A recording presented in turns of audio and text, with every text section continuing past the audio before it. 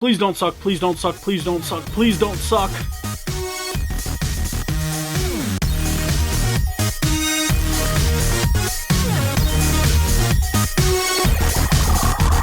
Hello ladies and gentlemen, my name is Smiley, and today I'm very excited because this movie did not fucking suck! And today, of course, we're going to be talking about Bad Boys for Life, also known as Bad Boys 3. And holy shit, like I just said, I am so fucking happy that this movie did not suck, because there was a lot of potential for it to suck. I mean, many delays. What feels like at least half a decade's worth of delays. I don't remember when this movie was originally supposed to come out, but I know it was a long fucking time ago. And then there were multiple changes of director, changes of writers, and all kinds of crazy shit happening behind the scenes. And I was just absolutely certain that this movie was gonna be fucking terrible, which would have been a travesty because the first two Bad Boys movies are some of my favorite stupid-ass action movies of all time. The second one in particular. I mean, the practical effects and the car chase sequence on the freeway, it's just absolutely incredible. Even if Michael Bay doesn't really have a handle on how he should move a camera. But hey, Michael Bay's not directing this one, so that's good. And it actually shows. Like, the camera work in this movie is far better than what I would have expected from a Bad Boys movie. And that's a good thing. No more of those Michael Bay jump shots where it just bounces back and forth every 4.5 seconds or less. Because that got really annoying when watching the first two movies, I'm gonna be honest. And these two guys whose names I'm not even going to try and pronounce. They did a phenomenal job making this movie. It was really well shot. Will Smith and Martin Lawrence, of course, back in their roles. And, I mean, they totally nailed it. I mean, they have that perfect chemistry from the first two movies. They work really well together. And it was really fun seeing these two characters back on screen again. They're a little bit older versions of themselves in this movie, and they're a little more reflective as a result of that.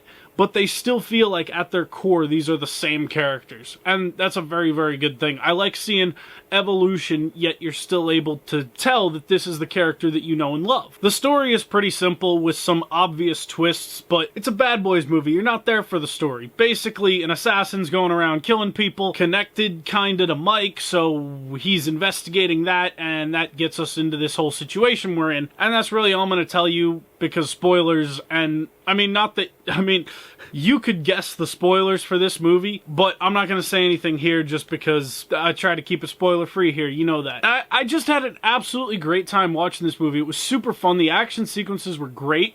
They weren't quite as high-octane as Bad Boys 2, but they were still pretty goddamn fun. I had such a good goddamn time watching this movie. It was a fun movie to see in the theater, what with everyone laughing and everything. It makes it kind of a more fun experience. Except for, side note, I had one person in my row who the entire movie was just vocalizing all of their opinions out loud as they were watching it, and that was really obnoxious. I wanted to get up and throw this person out of the fucking theater. But hey, we're not here to talk about how shitty the movie theater experience is. Maybe we'll talk about that one day. But for now, Bad Boys for Life. Like I said, so goddamn fun. Really had an amazing time watching this movie.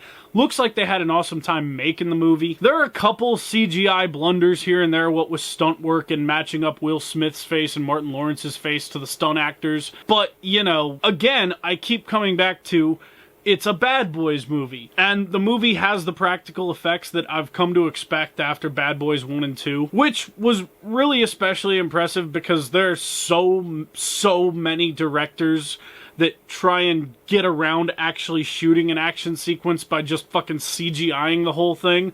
And I was really happy to see that there was actually some serious effort that went into the practical effects in this movie. And that makes me very happy as a fan of the craft. It's really nice to see that here in 2020. And this was a great movie to start the year with. So without further ado, I'm going to go ahead and give Bad Boys for Life a good 7 out of 10.